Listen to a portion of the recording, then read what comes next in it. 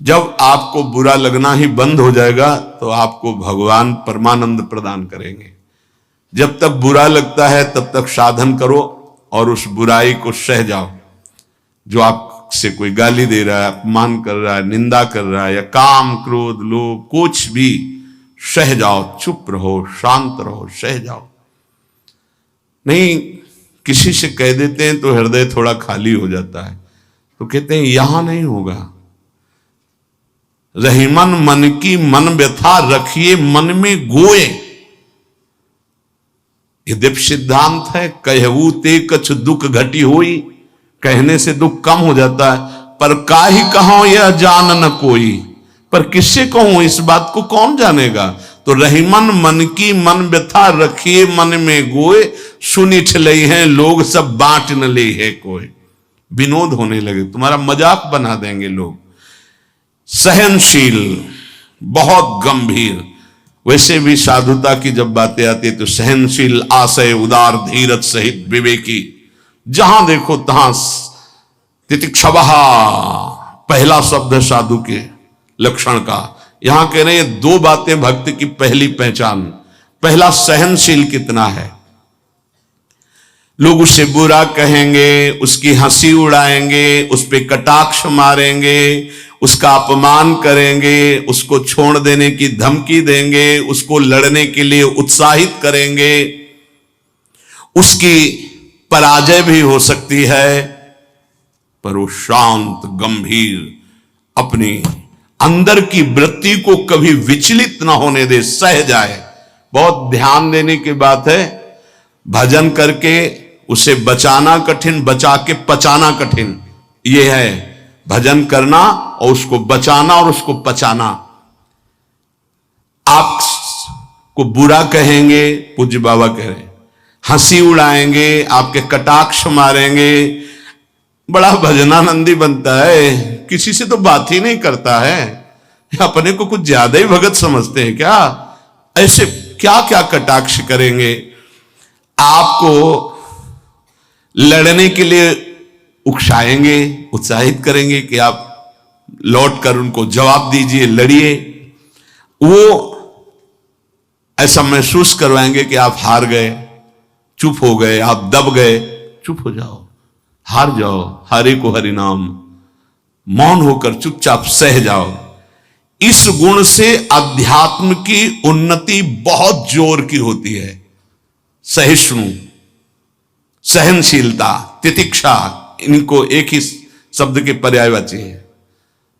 सहित सहित बाढ़े भगत गृह तन गुरहित गार, सेवक जी महाराज कहते हैं। और जिसके अंदर सहनशीलता नहीं है तो वो केवल परमार्थ का आडंबर करेगा, स्वप्न में भी आध्यात्मिक उन्नति नहीं हो सकती। जागृत की तो बात जाने दो, पकड़ लीजिए। सबसे पहला लक्षण सहन करना। ये आप संकल्प कर ले कि जीवन में सब कुछ सहन करना है मुझे। जो सह गया सो साधु, जो टूट गया वो विषयी।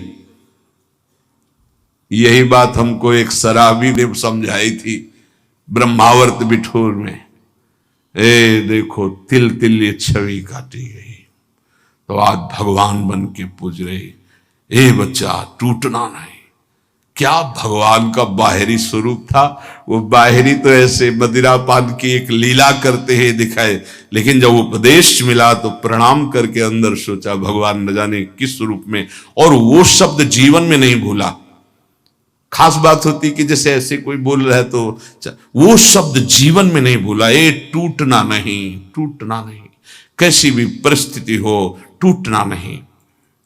यहां भी कह रहे जो सहिष्णु नहीं, सहनशील नहीं, वो आध्यात्मिक उन्नति जागृत की तो बात जाने दो, स्वप्न में भी नहीं होगी।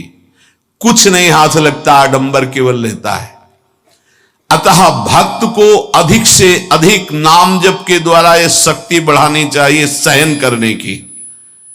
कितना भी कुछ भी अंदर कोई विकार, मनोवेग, वाणी वेग, उदर वेग, जनेन्द्रीय वेग, कोई भी वेग, सब चुपचाप सह जाओ। ये मार्ग है सहन करने का, सहन करने का।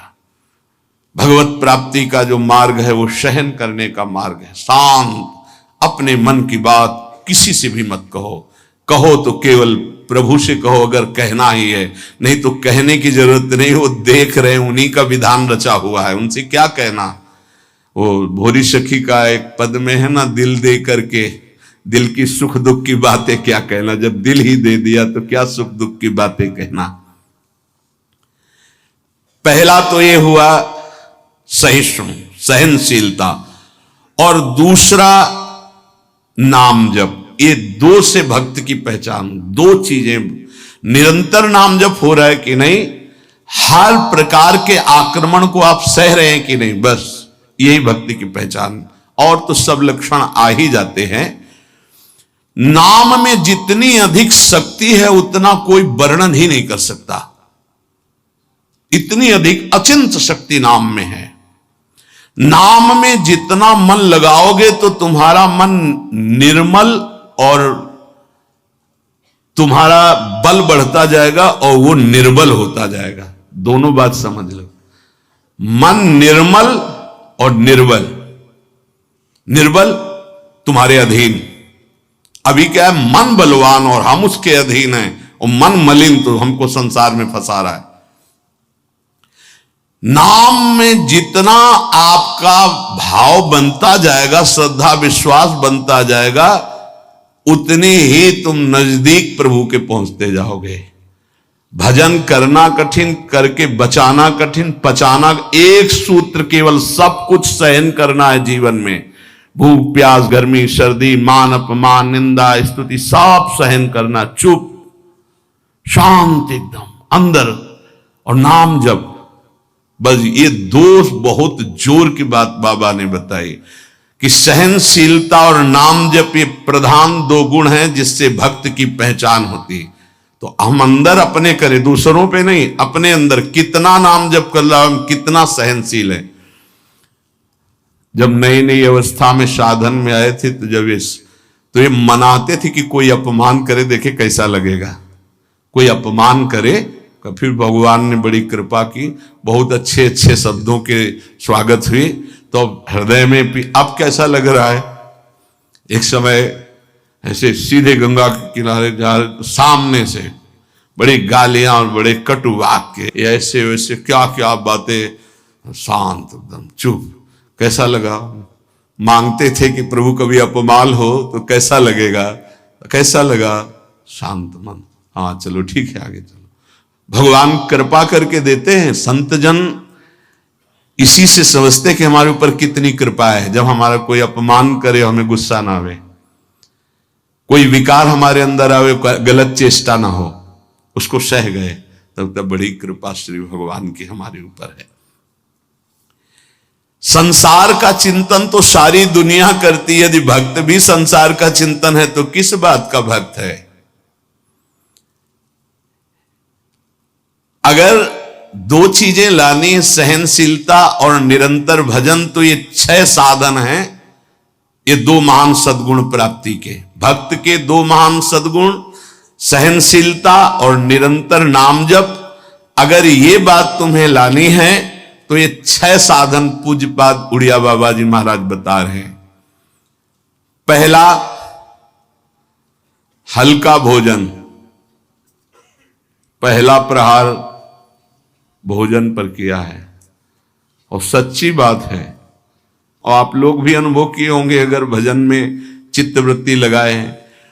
पेट में वजन ज्यादा, भजन कम। देख लो, आप खुद देख लो। हल्का भोजन, इतना हल्का कि आप भोजन पाकर बैठे और आपको महसूस ना हो कि आपके पेट में वजन है, इतना भोजन पाया। होता है जैसे 5 रोटी पाने की आपके पेट में क्षमता है तो 3 पाइए, 5 पाने की क्षमता और 7 पा गए, तब तो फिर 7.5 ही शनिचर आ ही जाएगा बुद्धि में, नहीं आ जाएगा। बिल्कुल प्रमाद आ जाता है, पक्का प्रमाद आ जाता है।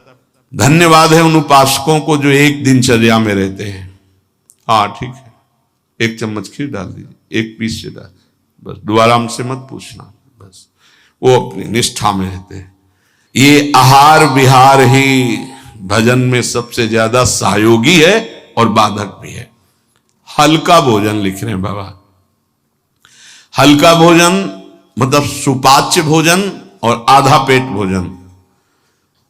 एक दिन चर्चा हुई थी, अगर याद हो पीछे, 400 ग्राम अन्न में 24 घंटे में बहुत स्वस्थ शरीर रह सकता है। केवल रसेंद्री फंसाए है, रसेंद्री। हमें लगता है कि अगर हमें जीवन उछाल उत्साहित और बहुत सात्विक रखना है तो हल्का भोजन। दूसरी बात, प्राण संयम। ये जो बहुत जल्दी जल्दी श्वासें चलती हैं, इससे भजन में बड़ा बाधा पड़ती है। एक आराम से श्वास खींचिए, कितनी बार राधा नाम जपते हैं, फिर आराम से छोड़िए, कितनी बार छोड़ते हैं। प्राणों का संयम आवश्यक है, इसलिए 2-3 प्राण वायु का संशोधन की प्रक्रियाएं हैं जिनको सबको करना चाहिए। ये प्राणायाम के अंतर्गत नहीं, हम भजन की बात कर रहे हैं। आराम से बैठ जाओ, इसे दोनों स्वरों से वायु खींचो, कोई हाथ वाथ लगाने की जरूरत नहीं, पूरी खींचा और एकदम छोड़ दो। 7 बार किया एक बार में, 4 बार ऐसा करो, आप देखना एक ये प्रक्रिया है, कोई हाथ लगाने की जरूरत नहीं। प्राणवायु का संशोधन, खींचा, रोक लिया, नाम जप कर रहे हैं, एकदम प्राण व्याकुल, छोड़ दिया। एक ये है आंतरिक कुंभक और एक बाह्य कुंभक, खाली किया,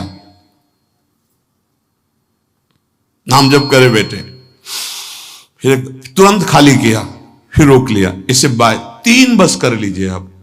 आप देखिए आपके फेफड़े, आपकी छाती, आपका प्राण संयम। कोई हम ये नहीं कह रहे ऐसे करने की, और ये मात्र 2-2 मिनट का अभ्यास कर लीजिए। क्या जाता है ऐसे आराम से बैठ के, कोई जान भी नहीं रहा कि आप प्राणवायु का संशोधन कर रहे हैं, पर मेरुदंड सीधी होनी चाहिए।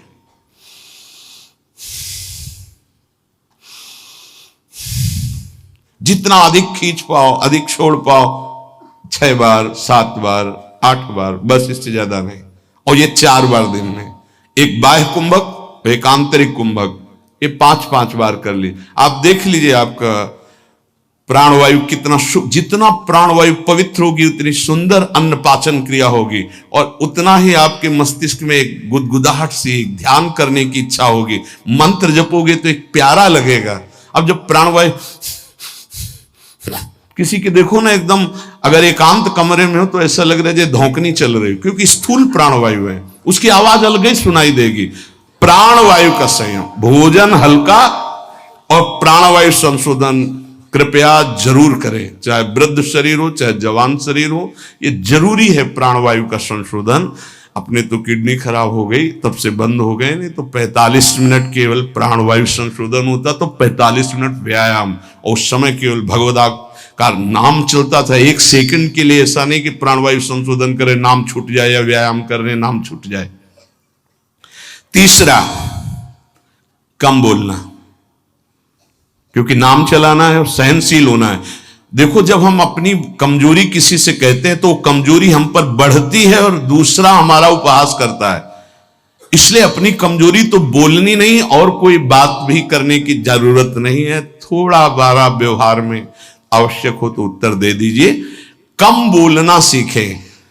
उपासक जब अपनी रहने पे रहता है तो हमें लगता है कि धन्यवाद का पात्र है, जो अपने को जलाकर प्रभु के चरणारविंद तक पहुंच रहा है। बहुत कठिन विषय है, प्रणाम है उसको जो अपने को जलाकर आगे बढ़ रहा है। कम बोलना, तीसरा।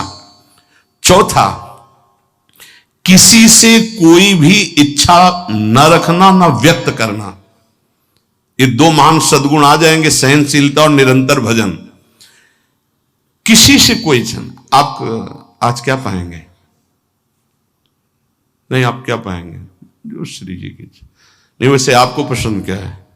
राधा राधा राधा। नहीं, भोजन में क्या पसंद? यही आहार है हमारा। कभी भी कोई शब्द ना निकलने पाए तो आज फिर मुंगौड़ा बन जाए, ऐसा नहीं। कोई, देखो, अगर आपको वास्तविक मार्ग को प्राप्त करना है तो सिद्धांत है, कोई भी इच्छा है भी तो प्रकट नहीं करना हो। आप देख लेना, अगर श्री जी को मूंग के मुंगोड़ा ही पवाने हैं ना प्रसाद में, तो आपको मिल जाएंगे कहीं ना कहीं से। मांगने की जरूरत नहीं, कहने की जरूरत नहीं, इच्छा व्यक्त करने की जरूरत नहीं। पांचवा, जो इंद्री बहुत लालायित हो गई और उसका विषय आ गया हो तो उसका संसर्ग ना होने देना। देखो, जैसे वो दो सद्गुण कठिन है तो उनको लाने वाले साधन भी बहुत कठिन है। किसी भी इंद्री की बहुत इच्छा हुई और वैसे संयोग आ गया, कोई भी इच्छा, हर इंद्री में अपनी इच्छा रहती है, प्रबल इच्छा हुई और प्रारब्धवशात माया ने वही संयोग बना दिया, लो खाओ। और आपको पता है कि ये मेरे हृदय में बिल्कुल चल रहा था, कैसे मिले, और वो मिल गया, तो खुश नहीं होना। बोले संसर्ग नहीं होने देना, पाने नहीं, हटा देना है। इतनी हिम्मत है। पहला लक्षण सहिष्णु, वो दूसरा निरंतर भजन। जो तुम्हारी, ये सब बातों में नहीं कह रहे, जिसकी प्रबल इच्छा थी हमारे अंदर और वही आ गया संयोग से, यही बात गुरुदेव ने बताई थी। बोले जो प्रिय वस्तु हो उसका संयोग इंद्रियों के संसर्ग में ना होने पाए और उसको भोग लगा बांट दो। तो बाबा कह रहे किसी भी प्रिय बात, प्रिय वस्तु, वो इंद्रिय भोग जब उपस्थित हो तो उसका संसर्ग ना होने देना। इससे दो सामर्थ्य जागृत होंगी, निरंतर नाम जप और सहिष्णु, सहनशील। और वाणी पाठ और अपना जो संत समागम है, इसके सिवा अकेले रहने का स्वभाव बनाना। इसमें भी जो अपने प्रियजन परिवार के जन, उनको लगने लगता है अकेले बैठे क्यों रहता है। अरे वो अपने साधन में बैठा है, उसके लिए डिस्टर्ब थोड़ी होना कि अकेले क्यों बैठे। धन्य भाग है जैसे अपने लोगों को सूचना मिलती कि वो एकांत ही चुपचाप बैठा रहता, तो अपने को पता है, अपना हृदय शीतल होता है कि सही मार्ग है, सही मार्ग है। एकांत देश में रहने का स्वभाव होना, प्राणों का संयम होना, भोजन बहुत हल्का सात्विक होना, कम बोलना, किसी भी तरह से अपनी इच्छा को किसी के सामने प्रकट ना करना। अगर हमारे अंदर इच्छा, छठवां, अगर हमारे अंदर इच्छा आ ही गई है और उसके अनुसार प्रारब्धवशात संयोग बन जाता है उस भोग का, तो इंद्रियों का संसर्ग ना होने देना। इन 6 साधनों से ये 2 बात महान भक्त के अंदर आ जाएंगी कि वो सहनशील हो जाएगा और उसका निरंतर नाम जप चलने लगेगा।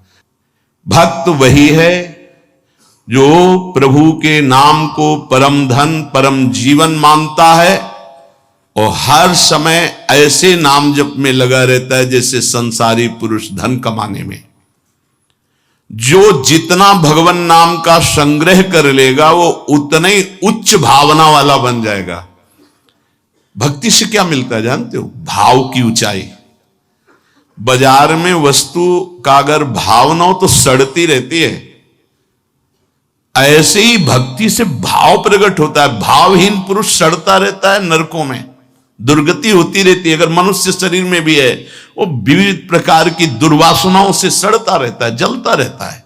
और भक्त भावोत्सवेन भजताम रस काम धेनु, भाव में डूबा आनंद मगन रहता है। ये भाव कहां से आता है? जितना नाम रूपी धन एकत्रित करोगे उतना ही महंगा भाव आपके अंदर आ जाएगा। बोले ये तो प्रिया प्रीतम की लीला में डूबे रहते हैं, भाव कहां पहुंचा दिया? अभी कहां है? काम भाव, क्रोध भाव, लोभ भाव, अभी तुम्हारा भाव गिर गया। भाव उठाओ तो बोले कहां है? बोले प्रिया प्रीतम के भाव में। बोले ये कहां है? बोले काम भाव में, क्रोध भाव में, लोभ भाव में। भाव ही सब कुछ है। भगवान को पुकार करके साक्षात सामने प्रकट करने की सामर्थ्य भाव में ही है। भाव पूरित टेर ही करती मुझे लाचार है, भाव बिन सुनी पुकारे मैं कभी सुनता नहीं। बात ध्यान करो, भाव सारा। और ये भाव कहां से आता है? पूज्य उड़िया बाबा कह रहे जो भक्त जितना अधिक नाम जप कर लेता है उतना ही बढ़िया भाव उसका बन जाता है। जो नाम कीर्तन पर विश्वास करता है कि नाम कीर्तन कर रहा हूं तो मेरे प्रभु यहीं बैठे सुन रहे हैं, भक्त का सदैव ऐसा भाव रहता है। मैं पद गायन कर रहा हूं, मेरी प्रियालाल मुस्कुरा रहे हैं, वो सुन रहे हैं। बाणी श्री ध्रुवदास जी की सुन जोरी मुस्कात। अगर तुम्हें भाव नहीं आ रहा तो आचार्यों ने लिखा है कि जब 42 लीला गाई जाती है तो जोरी प्रिया प्रीतम परस्पर देखकर मुस्कुराते हैं और गायन और श्रवण करने वाले उपासकों पर कृपा करते हैं। जो सांसारिक पुस्तकों को, समाचार पत्र को और विलासिता भरी काम भरी बातों जिसमें लिखी हुई ऐसी पुस्तिकाओं को जो पढ़ते हैं वो कभी भक्त नहीं बन सकते। तो बाबा के समय मोबाइल नहीं चला था 60-70 वर्ष पहले। ये तो 35 वर्ष बहुत हुए होंगे, नहीं मोबाइल को भी लिख देते, क्योंकि उस समय पत्रिका ही गंदी बातों की लिखा पढ़ी वाली बातें पढ़ी। अब तो मोबाइल वाली बातें हैं। वो भक्त नहीं हो सकता जो गंदी बातें देखता है। नहीं, आपको तो अपनी वृत्ति पवित्र करनी, बचानी है। बहुत सावधानी की जरूरत है। एक छोटा सा बच्चा 13 वर्ष का एकांतिक में, बहुत सुलझा व्यक्तित्व, अवस्था 13 वर्ष की, व्यक्तित्व बहुत सुलझा। जब वो अपने संयम की बात तो हम कहा भाई मोबाइल तो नहीं रखते, उनका लैपटॉप रखते। तो हम कहा उसमें भी वही गलती होती है क्या? क्योंकि कभी हमने तो बोले हाँ सर्च करके वैसे किया जा सकता है। तो उनका फिर तो गलती होने की संभावना है। बोले हो चुकी गलती, अब संभाल लो। छोटे छोटे बच्चों में गलती कराने की सामर्थ्य इस मोबाइल लैपटॉप में है। विश्वास कीजिए बहुत बढ़िया समय है, निकल चलो। ये माया फंसाने के लिए सब सूत्र फेंकेगी, आपको फंसना नहीं है। कोई सुख नहीं, केवल जलन, केवल अशांति, केवल समय नष्ट होना। भक्त वही है जिसको भगवान से भी अधिक संत महात्मा प्यारे लगे। सातों सम्मोहि में जग देखा, भगवान श्री राम कह रहे हैं सबरी जी के सामने, सातों सम्मोहि में जग देखा मोते अधिक संत। पूज्य बाबा कह रहे हैं भक्त वही जिसे संत भक्त महात्मा भगवान से भी बढ़कर प्यारे लगे। आज राम जी के प्यारे हमें मिल गए, आज श्याम जी के प्यारे में, आज प्रियाजू के प्यारे मिल गए। वैकुंठ प्रिय दर्शना दुर्लभो मानुषो देहो देहि नाम क्षण भंगु रहा तत्रापि दुर्लभम मन्नेत वैकुंठ प्रिय दर्शनम। आहा, भगवान के प्यारों के दर्शन प्राप्त होना। भक्त वही है जिसकी जिह्वा हर समय नाम जप में लगी रहती है और बातों के लिए वो मूक हो गई है। नारायण हरि भजन में पांचों न सुहाग, जो सच्चाई से मार्ग में चल रहा उसको अच्छा ही नहीं लगता। विषय भोग, निद्रा, हंसी, जगत प्रीति, बहु बात नहीं अच्छा लगता।